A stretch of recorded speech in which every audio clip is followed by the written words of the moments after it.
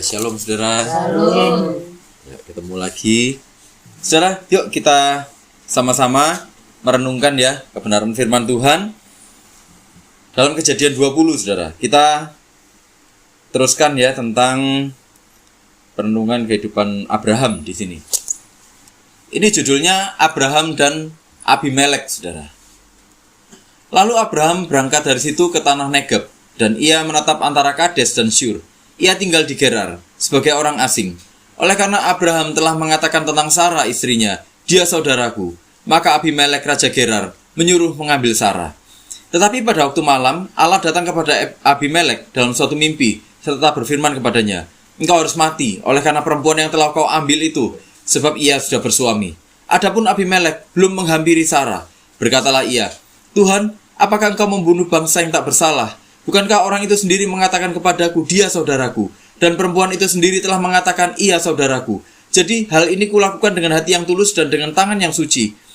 Lalu berfirmanlah Allah kepadanya dalam mimpi, aku tahu juga bahwa engkau telah melakukan hal itu dengan hati yang tulus. Maka aku pun telah mencegah engkau untuk berbuat dosa terhadap aku. Sebab itu, aku tidak membiarkan engkau menjamah dia. Jadi sekarang, kembalikanlah istri orang itu, sebab dia seorang nabi. Ia akan berdoa untuk engkau, maka engkau tetap hidup. Tetapi jika engkau tidak mengembalikan dia, ketahuilah, engkau pasti mati. Engkau dan semua orang yang bersama-sama dengan engkau. Keesokan harinya pagi-pagi, Abimelek memanggil semua hambanya dan memberitahukan seluruh peristiwa itu kepada mereka. Lalu sangat takutlah orang-orang itu. Kemudian Abimelek memanggil Abraham dan berkata kepadanya, perbuatan apakah yang kau lakukan ini terhadap kami? Dan kesalahan apakah yang kulakukan terhadap engkau? Sehingga engkau mendatangkan dosa besar atas diriku dan kerajaanku. Engkau telah berbuat hal-hal yang tidak patut kepadaku. Lagi kata Abimelek kepada Abraham, apakah maksudmu? Maka engkau melakukan hal ini. Lalu Abraham berkata, aku berpikir, takut akan Allah tidak ada di tempat ini. Tentulah aku akan dibunuh karena istriku. Lagi pula ia benar-benar saudaraku, anak ayahku, hanya bukan anak ibuku. Tetapi kemudian ia menjadi istriku. Ketika Allah menyuruh aku mengembara keluar dari rumah ayahku, berkatalah aku kepada istriku, tunjukkanlah kasihmu kepadaku, yakni katakanlah tentang aku di tiap-tiap tempat di mana kita tiba, ia saudaraku. Kemudian Abimelek mengambil kambing domba dan lembu sapi, hamba laki-laki dan perempuan, lalu memberikan semuanya itu kepada Abraham. Sarah, istri Abraham juga dikembalikannya kepadanya. Dan Abimelek berkata, negeriku ini terbuka untuk engkau, menetaplah di mana engkau suka. Lalu katanya kepada Sarah, telah kuberikan kepada saudaramu 1000 shikal perak. Itulah bukti kesucianmu bagi semua orang yang bersama-sama dengan engkau. Maka dalam segala hal engkau dibenarkan. Lalu Abraham berdoa kepada Allah, dan Allah menyembuhkan Abimelek dan istrinya dan budak-budaknya perempuan, sehingga mereka melahirkan anak. Sebab tadinya Tuhan telah menutup kandungan setiap perempuan di istana Abimelek, karena Sarah, istri Abraham itu. Nah, saudara, Abraham itu pindah. Kenapa? Karena situasi politik. Ya, antara orang Het dengan orang Amori ini lagi tegang. Pokoknya Abraham akhirnya memutuskan pindah. Abraham itu kan hidupnya nomaden ya, di tenda-tenda gitu, dia bawa ternak. Jadi hidupnya bukan di gedung-gedung, saudara. Nah, waktu itu sesuatu yang biasa sebenarnya untuk peternak kayak gitu ya. Mereka harus cari tempat yang subur untuk ternak-ternaknya. Nah, tapi waktu itu keadaan antara orang Het dan orang Amori itu sedang tegang.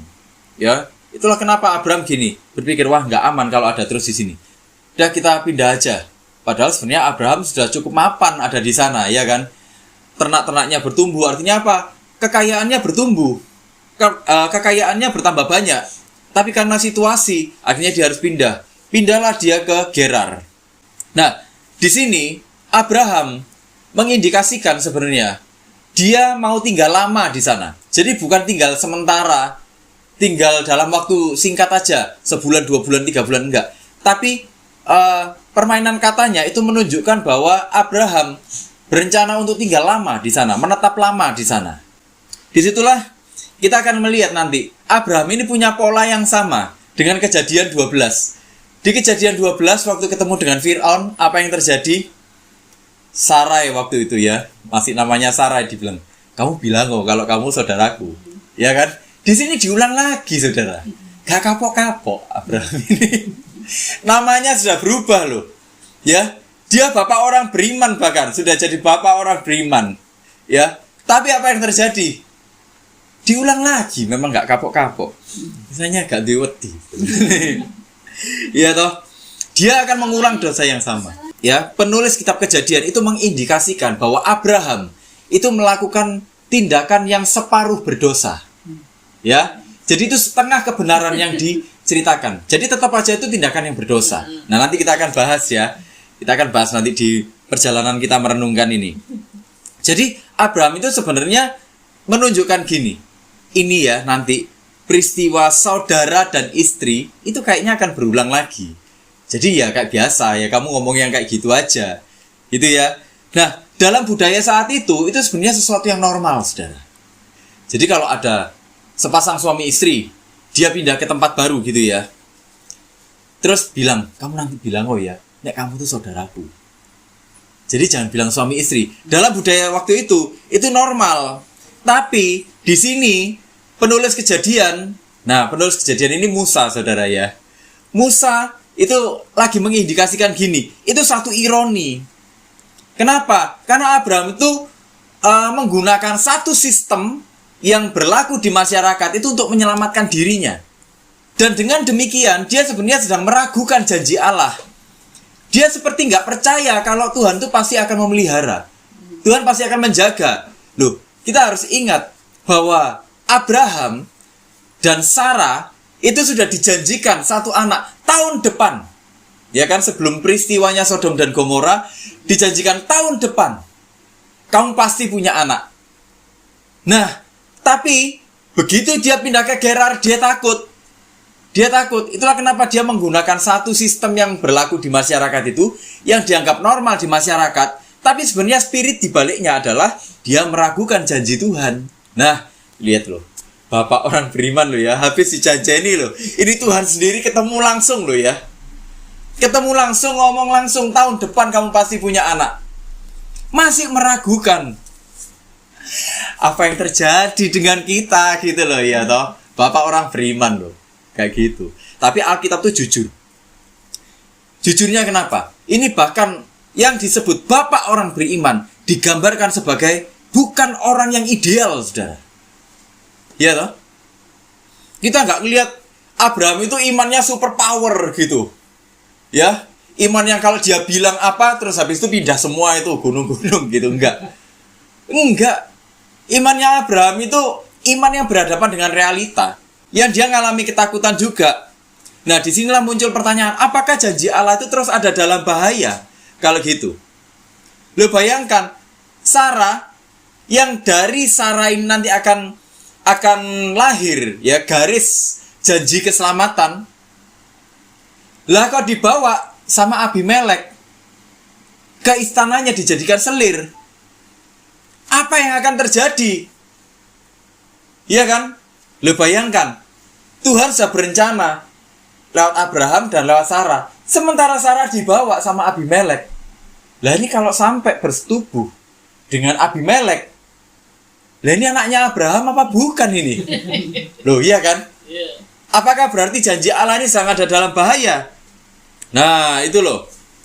Di sini Abraham tuh merasa takut. Kenapa? Karena sebagai pendatang, dia merasa tidak punya kepastian hukum, saudara. Dia merasa sangat rentan di sana. Jangan-jangan nanti kekayaan diambil. Sebelum kekayaan diambil, dia harus bertindak dulu. Atau jangan-jangan dia dibunuh gara-gara siapa? Sarah. Kenapa? Karena Sarah ini cantik, saudara. Ada satu catatan ya, ada satu tafsiran yang bilang bahwa Sarah itu diremajakan oleh Tuhan.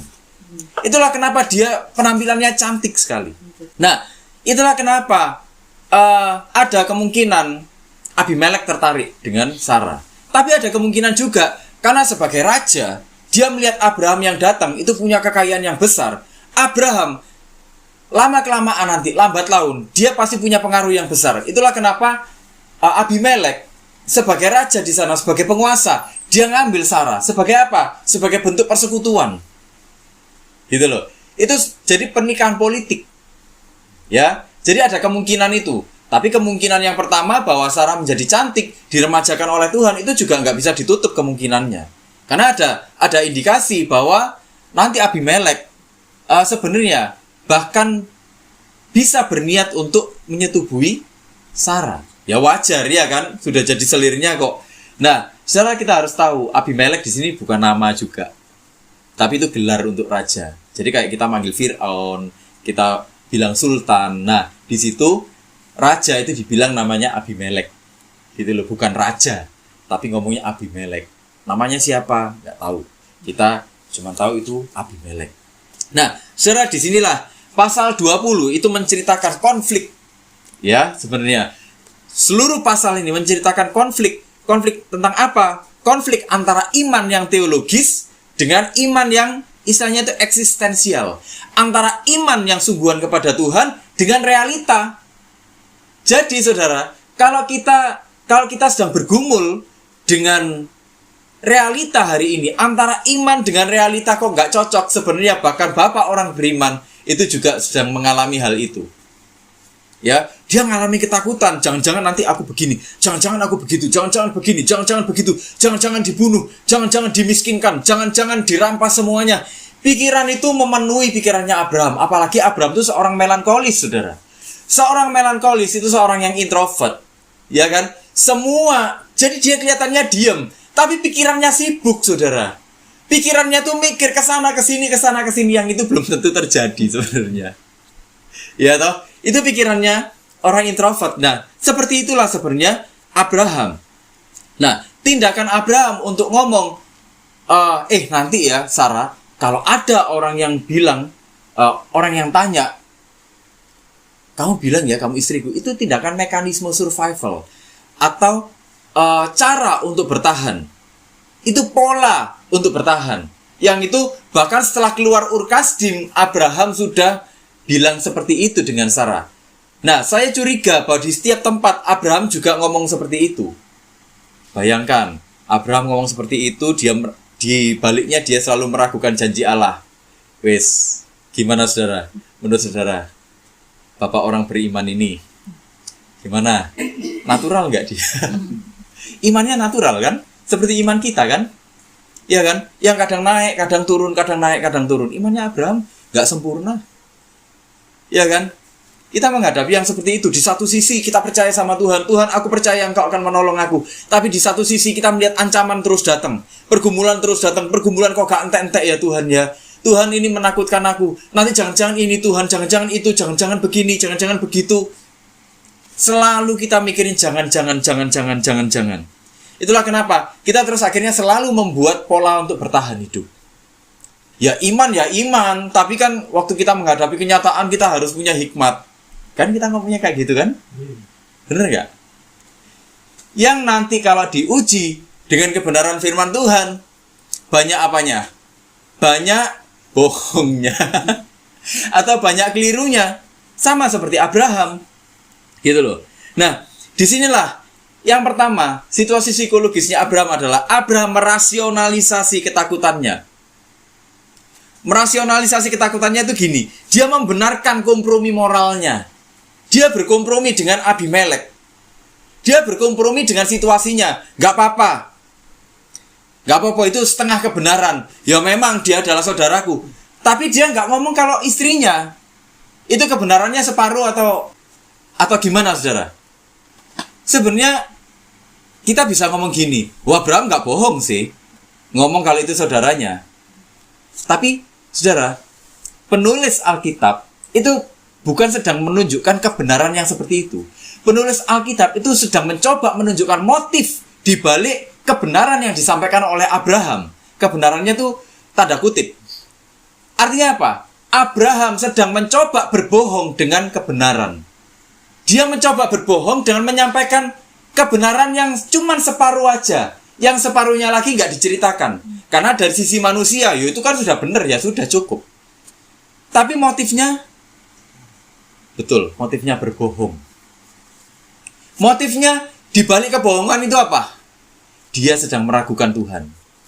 Nah itu loh. Jadi penulis kitab Kejadian, Musa, itu masuk ke sisi yang paling dalam dari Abraham. Untuk menunjukkan betapa lemahnya Abraham ini. Betapa sebenarnya waktu itu iman Abraham itu ada di titik yang sangat lemah. Ada di titik yang sangat rendah. Dia percaya janji Tuhan mungkin ya. Tahun depan dia punya anak. Tapi nek aku mati ya podo ae. Loh iya toh? Logis nggak itu? Iya. Logis kan? Tuhan janji aku nanti punya anak 1 tahun depan. Aku dibunuh sama Abimelek, ngek. Sudah, nggak ada penggenapan janji Tuhan. Itulah kenapa dia memandang janji Tuhan dengan sudut pandang manusiawi. Dia memandang janji Tuhan dengan sudut pandang manusia yang berdosa. Itulah kenapa tindakannya juga berdosa. Nah, saudara bisa ngikuti ya di sini ya. Kenapa kok Abraham sampai kayak gitu, bapak orang beriman ini? Loh, kalau manusia berdosa, ya, dalam keberdosaannya memandang rencana Tuhan, yang ada apa? Rencana Tuhan itu akan ditafsirkan dalam sudut pandang berdosa. Itulah kenapa kalau kita menerima janji Tuhan, kita menerima rencana Tuhan, kita mempercayai bahwa rencana Tuhan ada di dalam hidup kita, sepenuhnya kita harus memandang Tuhan. Kita harus memandang segala sesuatunya dari sudut pandangnya Tuhan. Nah, itulah kenapa di ayat 2 dan ayat 13 dibilang, oleh karena Abraham telah mengatakan tentang Sarah istrinya, dia saudaraku, maka Abimelek Raja Gerar menyuruh mengambil Sarah. Ayat 13 lagi, ketika Allah menyuruh aku mengembara keluar dari rumah ayahku, berkatalah aku kepada istriku, tunjukkanlah kasihmu kepadaku, yakni katakanlah tentang aku di tiap-tiap tempat di mana kita tiba, ya saudaraku. Ya kan? Dia tahu loh, dia dipanggil Tuhan. Dia tahu loh, janji Tuhan itu seperti apa, detail. Bahkan Abraham tahu kapan waktunya dia akan punya anak. Lah tapi kok begini? Nah iya kan? Imannya manusiawi. Imannya seperti orang kebanyakan. Itu loh. Jadi ini bukan iman yang super power. Nah, itulah kenapa tindakan Abraham bukan semata-mata ketidakpercayaan, tapi itu situasi psikologis di mana iman berjuang antara rasa takut dan percaya. Ketakutannya realistis, tapi di satu sisi dia menunjukkan iman yang sangat lemah. Kita sering ngalami gitu nggak, saudara? Kita waktu doa, kita percaya ini sama Tuhan. Masuk kamar kita berdoa, kita percaya. Aku percaya. Terus mulai lego ini. Percaya. Tapi begitu keluar dari kamar, ngeng. Lihat realita. Mantan aku. Langsung berubah. Jadi mulai gini ya, pertama gini. Langsung nyoncom lagi, kapan Tuhan buat jawab Tuhan? Aku kesel Tuhan, aku kesel.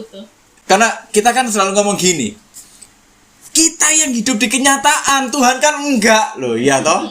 Tuhan kan hidupnya di atas sana loh. Saudara, Tuhan itu maha hadir. Dia itu omnipresence. Omnipresence itu artinya di dalam situasi apapun, maaf saya harus bilang, bahkan di WC pun Tuhan hadir. Gitu loh. Waktu kita pagi-pagi, ya kita lagi turun mesin, gitu ya. Kita di sana, kita berdoa pun Tuhan hadir di sana. Artinya apa? Tuhan itu hadir di dalam seluruh sisi hidup kita.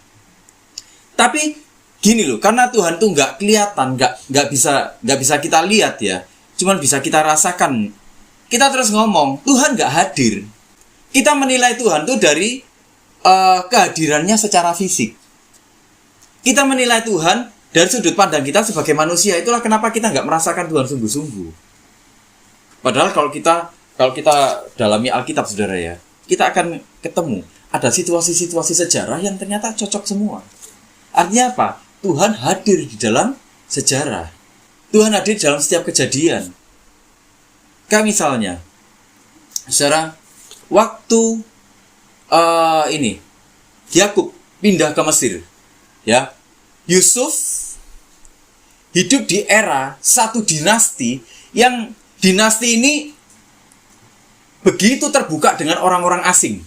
Bahkan mereka mau menerima orang-orang asing masuk ke dalam pemerintahan. Orang-orang yang potensial direkrut untuk masuk ke dalam pemerintahan. Itulah kenapa Yusuf bisa masuk ke sana. Bisa jadi Perdana Menteri, orang keduanya Fir'aun.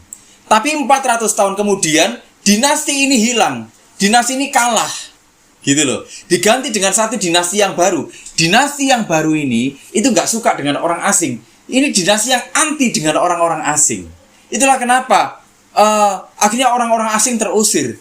Nah, bangsa Israel yang masih ada di sana, Fir'aun berpikir, itu gimana ya bangsa Israel itu kok bisa makin hari makin berkembang. Dah kita siksa aja. Kenapa? Karena dinasti ini itu dinasti yang anti dengan orang asing. Lu kok bisa cocok? Yusuf demi menyelamatkan Israel ya, demi rencana Tuhan menyelamatkan Yakub, Israel itu satu keluarga yang nanti akan jadi sebuah bangsa. Kok bisa dinastinya itu dinasti yang sangat terbuka dengan orang asing. Dan 400 tahun kemudian, waktu bangsa Israel waktunya keluar dari tanah Mesir, masuk ke tanah perjanjian, kok bisa dinastinya ganti jadi dinasti yang dia anti dengan orang asing? Kok bisa? Ya kan? Cocok semua. Kalau kita pelajari seperti itu, saudara. Nah, itulah kenapa, saudara jangan pernah khawatir, jangan pernah takut. Tuhan itu ada di dalam setiap situasi di dalam kehidupan kita. Tuhan itu noto hidup kita. Kalau kita pelajari waktu bangsa Israel keluar, ya, saudara akan temui, saudara, bahwa Tuhan pun itu ngatur bagaimana mereka harus buang air, buang hajat di padang gurun. Jangan sampai itu nanti kamu harus menggali. Kenapa? Jangan sampai nanti ada malaikat yang menginjak menginjak kotoranmu. Lah iya toh? Bener gak? Artinya apa? Tuhan tuh benar-benar memperhatikan tiap detail di dalam kehidupan kita. Gitu loh. Jadi jangan pernah takut. Nah, itulah kenapa, saudara, dalam kelemahan imannya, ya, dalam kelemahan iman Abraham ini yang sudah sampai di titik terendah ini ya, Allah mengembalikan orientasi iman Abraham. Lewat apa? Tuhan bicara langsung lewat Abimelek. Ya, Tuhan bicara langsung lewat Abimelek di ayat keempat, mulai ayat ketiga. Tetapi pada waktu malam Allah datang kepada Abimelek dalam satu mimpi serta berfirman kepadanya, dan seterusnya. Ayat keempat, adapun Abimelek belum menghampiri Sarah, berkatalah ia, Tuhan. Saudara, kata yang dipakai di sini itu adalah Adonai. Dia mengenali Tuhannya Abraham. Artinya apa? Tuhannya Abraham itu langsung mengintervensi. Itulah kenapa Abimelek tahu siapa yang dihadapinya di dalam mimpi. Jadi ini belum sempat dihampiri, saudara. Belum sempat dihampiri. Kenapa? Nah, ini yang menarik di sini. Ya, ini yang menarik. Saudara, begitu Sarah itu dibawa sama Abimelek, dibawa ke istana, saudara tahu apa yang terjadi? Di sini kan dibilang, adapun aku, ya kan? Adapun Abimelek belum menghampiri Sarah. Kemudian di ayat yang ke-17, lalu Abraham berdoa kepada Allah dan Allah menyembuhkan Abimelek dan istrinya dan budak-budaknya perempuan sehingga mereka melahirkan anak. Sebab tadinya Tuhan telah menutup kandungan setiap perempuan di istana Abimelek karena Sarah, istri Abraham itu. Apa yang terjadi? Saudara, waktu itu yang terjadi adalah seluruh istana itu dimandulkan oleh Tuhan, yang perempuan. Yang laki, seluruh istana dibuat impoten. Kenapa? Karena Tuhan tahu dia harus mengintervensi secara langsung. Gak bisa. Karena garisnya Mesias ini harus lahir lewat Sarah. Artinya apa? Rencana Tuhan tidak akan gagal. Artinya apa? Saudara, Tuhan mengendalikan setiap rencananya. Kalau Tuhan sudah berencana, dia gak cuma jadi penonton, tapi dia aktif mengendalikan rencananya. Dia aktif mengatur setiap rencananya. Inilah yang dinamakan providensi. Providensi adalah penyertaan Allah di dalam rencananya. Kalau Tuhan berencana di dalam hidup kita semuanya, artinya apa? Tuhan secara aktif dia melindungi rencananya di dalam kehidupan kita. Kalau dia melindungi rencananya di dalam kehidupan kita, dia juga melindungi hidup kita. Nah, saudara bisa paham ya di sini? Itulah kenapa Sarah tidak bisa disetubui. Karena begitu Sarah diambil, jadi ini bukan mengindikasikan sebelum Sarah diambil, terus habis itu sebelum Sarah diambil semua sudah mandul atau semua impoten. Enggak. Begitu Sarah diambil, sesegera itu juga semuanya impoten dan mandul. Nah, jadi itu yang Tuhan lakukan. Dia intervensi langsung, das, gak bisa. Abraham imannya lemah. Tapi rencana Tuhan tidak tergantung kepada lemahnya iman seseorang. Rencana Tuhan tergantung pada kehendaknya. Rencana Tuhan tergantung pada keinginannya. Rencana Tuhan tergantung pada hikmatnya rencananya. Rencana Tuhan tidak tergantung kepada kecakapan manusia hidup di dalam kebenaran, hidup di dalam kehidupan. Enggak. Kadang-kadang manusia ini jatuh, ya kan? Tapi rencana Tuhan tetap terjadi. Saudara pernah lihat enggak? Kadang-kadang kita kita ngelihat ada orang didoakan pendeta yang bejat, kok bisa sembuh? Kenapa? Rencana Tuhan terjadi. Karena memang waktu itu, waktunya rencana Tuhan tergenapi. Itulah kenapa Tuhan bisa pakai siapa saja, bahkan pendeta bejat pun untuk mendoakan seseorang. Tapi suatu saat Tuhan akan ngomong, aku tidak kenal kamu, ke pendeta ini, gitu loh. Tuhan, bukankah kami menyembuhkan, bukankah kami bernubuat, bukankah kami mengusir setan demi namamu? Itu semua karunia-karunia yang dianggap karunia kelas atas. Tapi Tuhan bilang, enyahlah kamu, hai pembuat kejahatan, karena aku tidak mengenal kamu. Loh, kok bisa orang disembuhkan? Kok bisa orang dilepaskan? Padahal Tuhan tidak mengenal dia. Semuanya itu jawabannya adalah karena rencana Tuhan harus digenapi waktu itu. Tuhan bisa pakai siapa saja. Ya, saudara ya. Nah, disitulah sama Tuhan diintervensi. Gak bisa bersetubuh. Gagal. Sudah gak bisa bersetubuh, Tuhan datang ke Abimelek. Kamu harus kembalikan sama dia. Ya. Jadi ini kemandulan yang massal, saudara.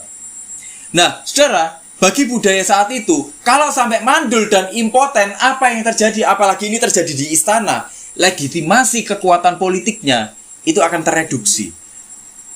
Raja dan istana bahkan akan kehilangan pengaruh sama sekali. Kenapa? Karena waktu itu raja dianggap mediator antara yang fana dengan yang ilahi.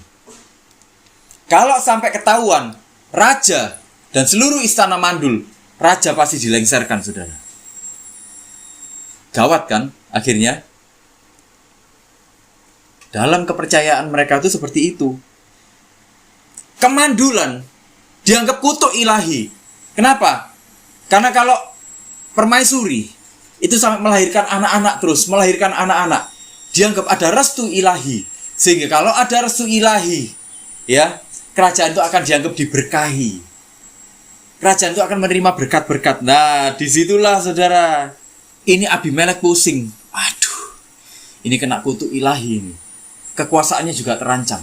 Nah, di situ ya saudara ya, Tuhan memaksa Abimelek untuk datang kepada Abraham. Kamu harus datang kepada nabi itu. Disinilah nabi disebut pertama kali. Nabi, seseorang yang menjadi perwakilan Allah di sini. Seseorang yang menjadi sungguh-sungguh dia menjadi mediator antara dunia, orang berdosa dengan Allah. Nah, gitu loh, saudara ya. Nah, di sini kita bisa melihat bahwa Allah itu menjadi subjek dari seluruh peristiwa di ayat ketiga sampai ayat ketujuh. Ya, tadi kita ada baca. Ayat kelima, saya teruskan aja. Bukankah orang itu sendiri mengatakan kepadaku, dia saudaraku, dan perempuan itu sendiri telah mengatakan, ia saudaraku. Jadi hal ini kulakukan dengan hati yang tulus dan dengan tangan yang suci. Lalu berfirmanlah Allah kepadanya dalam mimpi, aku tahu juga bahwa engkau telah melakukan hal itu dengan hati tulus. Maka aku pun telah mencegah engkau untuk berbuat dosa terhadap aku. Sebab itu aku tidak membiarkan engkau menjamah dia. Jadi sekarang kembalikanlah istri orang itu, sebab dia seorang nabi. Ia akan berdoa untuk engkau, maka engkau tetap hidup. Tetapi jika engkau tidak mengembalikan dia, ketahuilah, engkau pasti mati, engkau dan semua orang yang bersama-sama dengan engkau. Tuhan sedang menunjukkan, akulah subjek dari seluruh peristiwa, seluruh rencana Tuhan di dalam kehidupan kita.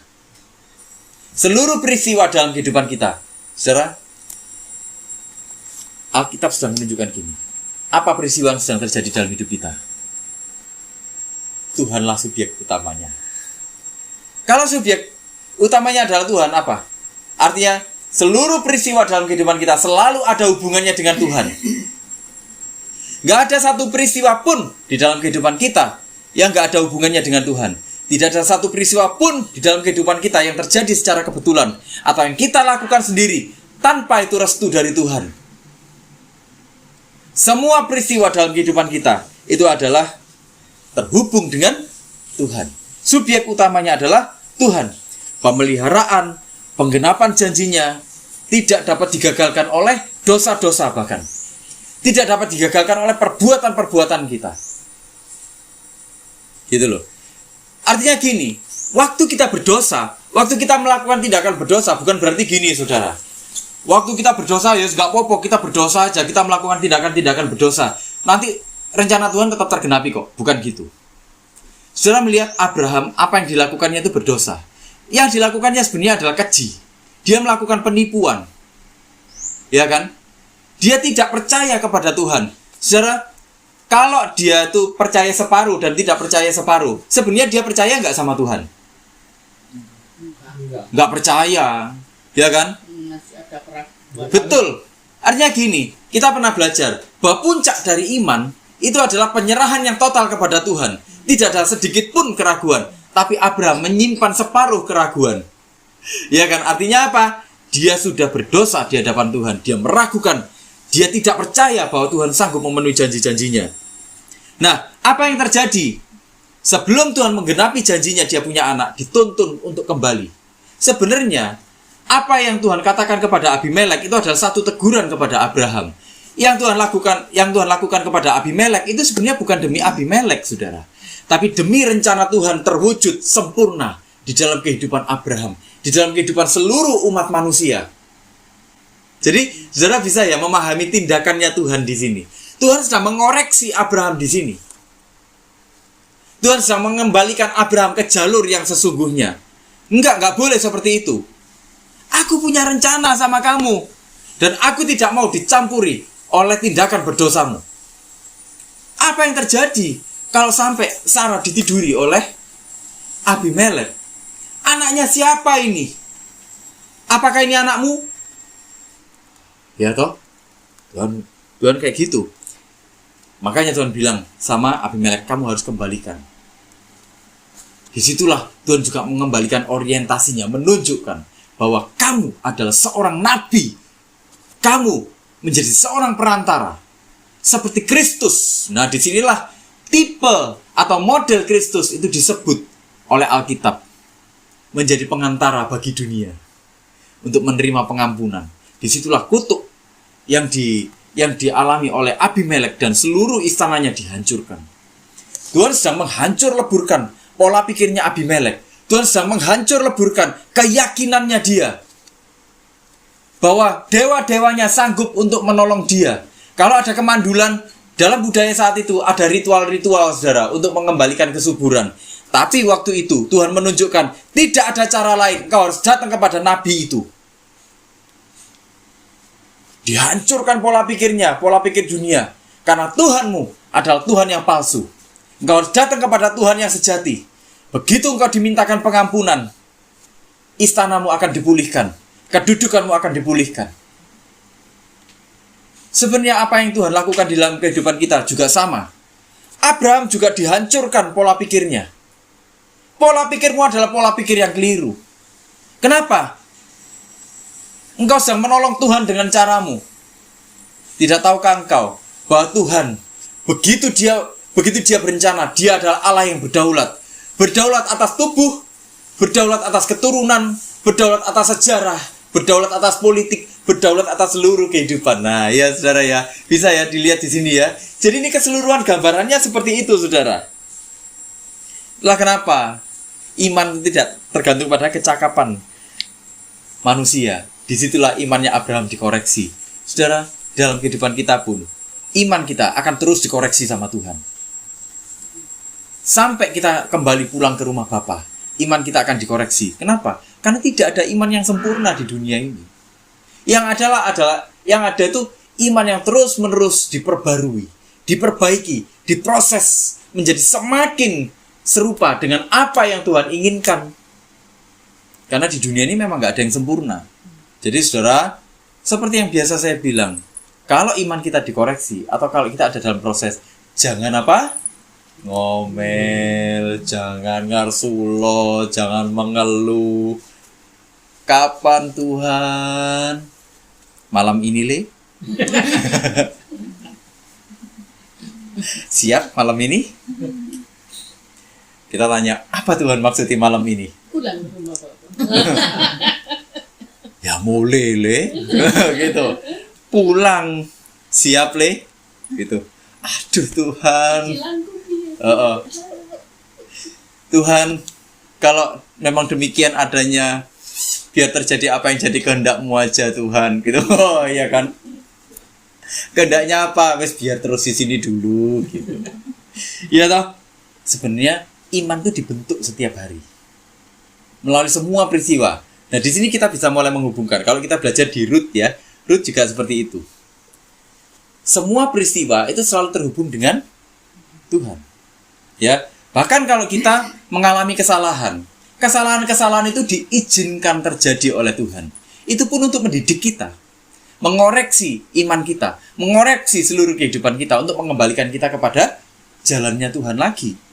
Nah, kebanyakan orang nganggap iman yang ideal itu iman yang apa? Percaya 100% Tuhan pasti memulihkan kamu. Ya kan? Padahal enggak. Iman yang ideal adalah iman yang sesuai dengan kehendak Tuhan. Iman yang berjalan di dalam rencana Tuhan. Iman yang menjawab kerinduan hati Tuhan. Bukan iman yang meyakini apa yang kita inginkan. Iman itu bukan berarti enggak mengalami rasa takut. Saudara percaya semua enggak sama Tuhan? Sungguhan? Masih ngalami rasa takut enggak? Ya, Masih. Kalau kita sakit misalnya, kita mulai ngalami rasa sakit, ada rasa takut enggak? Takut ya. Iman sejati itu bukan berarti enggak ngalami rasa takut. Kita semua percaya sama Tuhan tapi ngalami rasa takut kan? Normal. Sebenarnya iman itu adalah sebuah wadah di mana kita akan lewat iman, kita akan melihat, kita akan menikmati anugerah Allah di dalam kehidupan kita. Melihat anugerah Allah dari sudut pandangnya Allah sendiri. Iman itu akan memampukan kita melihat segala sesuatu yang terjadi itu dari sudut pandang anugerah Allah, dari sudut pandang kasih Allah, bukan dari sudut pandang manusiawi kita. Karena sudut pandang manusiawi kita selalu berdosa. Kita akan selalu melihat segala sesuatu dari sudut pandang hawa nafsu.